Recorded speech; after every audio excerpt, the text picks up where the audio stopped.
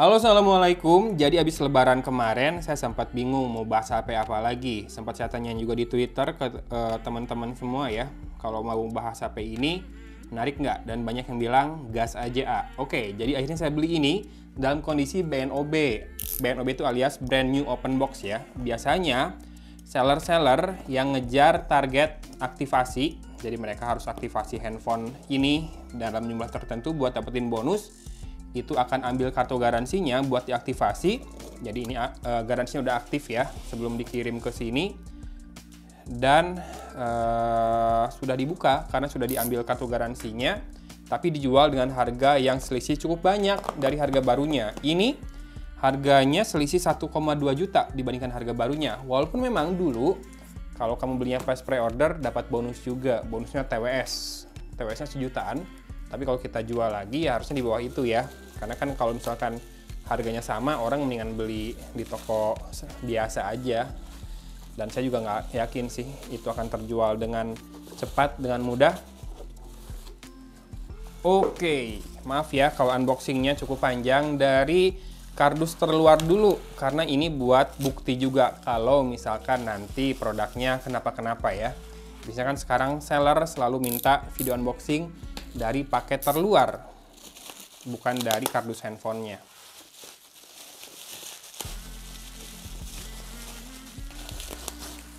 Ya, ini adalah Vivo X60 Pro yang saya beli di harga 8,8 juta rupiah.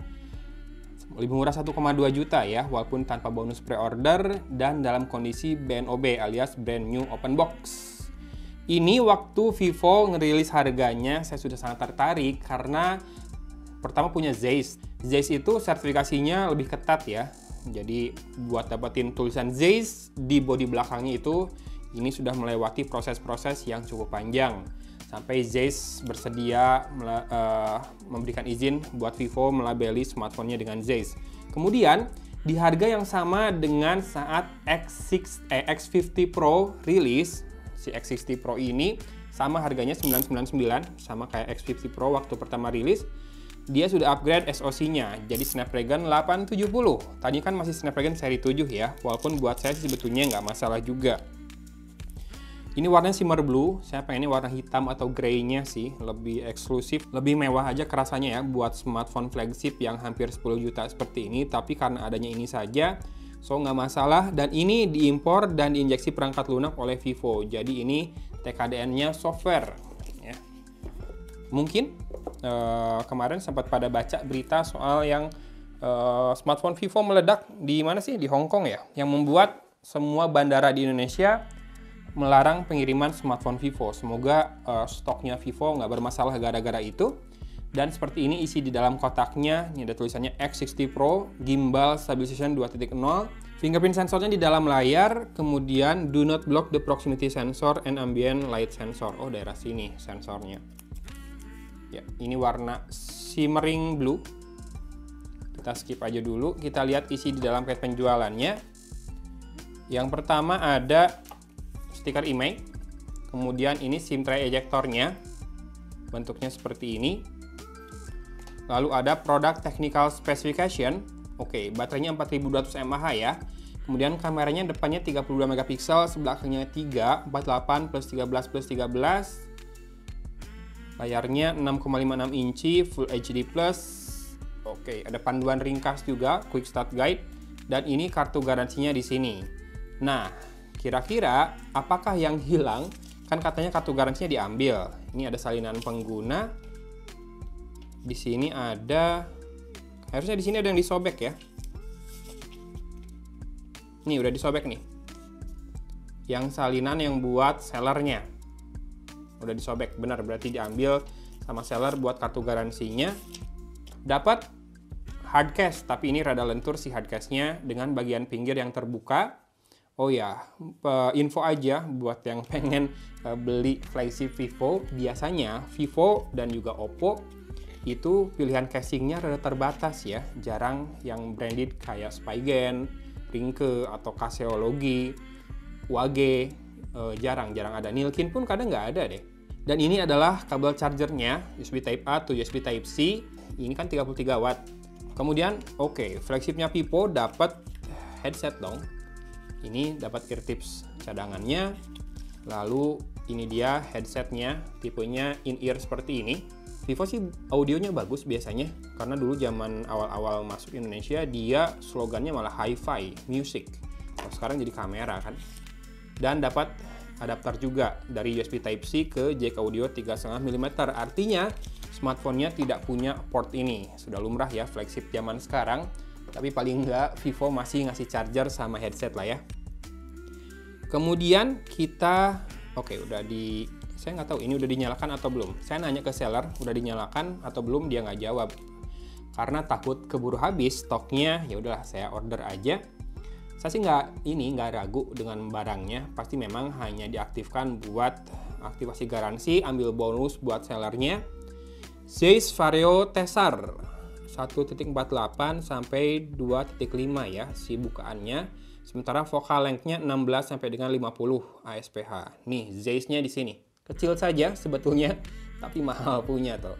Sertifikasinya pasti tidak mudah. Dan ini warna shimmering blue-nya. Oh, kece ya. Oke, ada kayak warna apinya gitu kalau di sudut yang tepat. Bagus sih, tapi kalau buat smartphone yang hampir 10 jutaan seperti ini, saya lebih pilih warna-warna yang lebih elegan. Tapi nggak masalah juga sih warna gini kece. Cuma sayang hardcase ya, dan pinggirannya tidak terlalu terlindungi, hanya bagian bawah dan sudut-sudutnya saja. Oke, kita bahas sisi persisinya. Di sini ada tombol power yang dikasih aksen bergerigi. Kalau ada 2 garis antena, berarti frame-nya metal ya. Dan di sini ada tombol volume rocker, tipis, tombolnya tipis-tipis. Dan ini layarnya memang curve juga. Itulah alasannya kenapa saya nyarinya X60 Pro, bukan X60 biasa. Sebetulnya X60 biasa juga sangat menarik, karena sama-sama pakai Snapdragon 870 di harga yang lebih murah 2 juta rupiah. Tapi dia tidak punya ini, curve screen ini yang saya cari. Nah, sisi atasnya mirip juga dengan X50 Pro, di mana ada tulisannya profesional fotografi. Di satu sisi mungkin bikin ini ya, bikin style sendiri, tapi seperti saya bilang juga di video X50 Pro ini agak memberi kesan cheapo. Ya, kalau misalkan flagship ya udah sih, nggak usah pakai tulisan-tulisan gini doang. Zeiss aja di sini udah keren banget, nggak usah ada profesional fotografi. Oke, tapi nggak masalah juga. Dan ini atas bawah dipapas lurus ya. Kalau diberdirikan bisa sih ini, kalau tuh bisa nggak jatuh. Dan di sisi kiri ada 2 garis antena. Ya, ini kalau dipapas lurus di bawah segini biasanya lebih enak buat posisi kelingking ya. Kemudian di sisi bawah ada SIM tray, mikrofon, port USB Type-C, speaker grill 5 buah lubang, dan garis antena lagi. Logo Vivo tadi di sini ya. Oke. Sisi depan kita akan sambil nyalakan. Satu yang berbeda, seingat saya Vivo X50 Pro itu kamera depannya punch hole-nya di kiri. Ini sudah di tengah. Kalau saya disuruh milih, saya lebih suka yang di pojok sebetulnya dibanding yang di tengah. Tapi ya kalau udah dipakai sih nggak terlalu ngaruh juga ya. Sekarang kita akan lihat SIM tray-nya. Oh ya, sama Vivo nih belum juga ngerilis Origin OS ya buat smartphone Vivo. Kalau nggak salah si iQOO yang sudah pakai Origin OS. Padahal itu yang ditunggu-tunggu. Sampai saya dulu kan bilang mau review X50 Pro versi 2.0 kalau sudah ada Origin OS. Tapi sudah naik ke Android 11 masih Vantage juga. Vantage sudah lebih baik sekarang, udah mirip stok ya dibandingkan dulu. Tapi tetap saya nungguin Origin OS-nya. Ini 2 SIM card ya, dua-duanya nano SIM dan tidak ada slot untuk ekspansi storage. Vivo X50 Pro sendiri RAM-nya 12 GB dengan storage 256 GB dan punya fitur tambah memori 3 GB ya, RAM, memory swap. Kalau kamu dulu ngikutin di PC, di Windows juga dulu ada fitur itu, jadi dia ngambil storage buat dijadiin RAM. Tentunya mungkin speednya beda ya dibandingkan RAM yang asli, dan bagi saya sendiri sebetulnya RAM 8 GB sudah sangat cukup. Multitasking seberat apa sih yang butuh RAM sampai 12 GB? Ini kan 12 GB, ngapain juga ditambah jadi 15 kan? Toh sebetulnya hal-hal lain juga sangat menarik sih dari smartphone ini, makanya saya bela-belain beli, walaupun buat belinya saya harus cari dulu seller yang jual lebih murah ya. Oke, saya akan kembali dengan sedikit info soal softwarenya dan juga sisa storage-nya. Kamu bisa cek spek lengkapnya di sini dari Vivo X60 Pro ini. Tapi untuk link pembelian mungkin saya nggak akan kasih ke seller tempat saya beli, karena memang tinggal satu, dan juga takutnya nanti sellernya ketahuan sama Vivo kena sanksi ya. Oke, tunggu sebentar ya. A few moments later. Oke, sudah setupnya. Kita akan segera lihat untuk softwarenya. Harusnya sih ini masih pakai FontTouch. Oke, dan udah ada iklan dari browsernya. Dulu di Vivo V20 saya ingat bahwa kekurangannya salah satunya adalah notifikasi dari browser seperti ini tidak bisa diblok. Kita coba setting. Oke, kita bisa blok sekarang ya. Jadi dimatikan notifikasi dari browser karena itu banyak iklan juga. Banyak suggestion ke artikel-artikel yang kurang relevan sama saya. V App Store, kita juga coba buat matikan can't be modified katanya.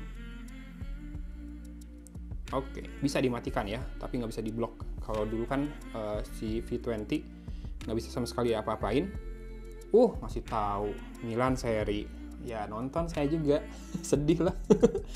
Oke, jadi nggak ada masalah ya buat iklan di notif. Iklannya sih hanya dari App Store-nya sama dari browsernya ya, ngasih artikel sama suggestion buat aplikasi yang diinstal.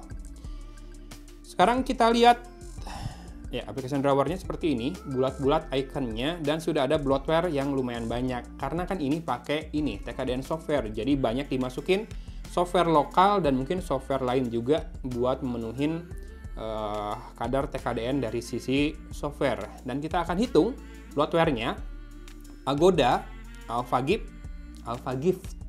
Sunda mah AlphaGift, kemudian CNN Indonesia, Detik, 4. Facebook nggak usah dihitung lah ya.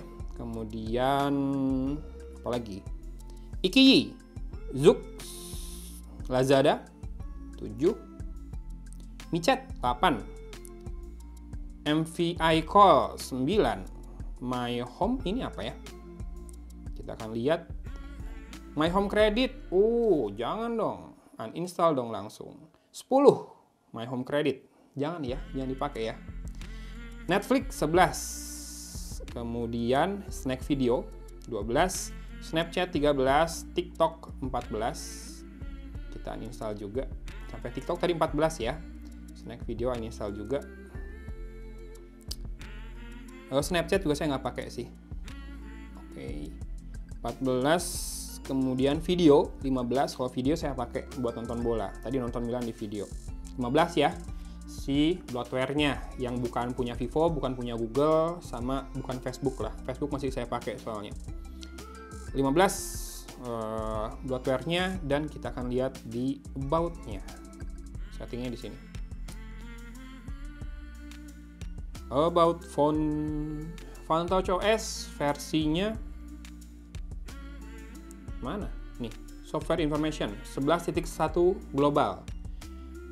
Oke.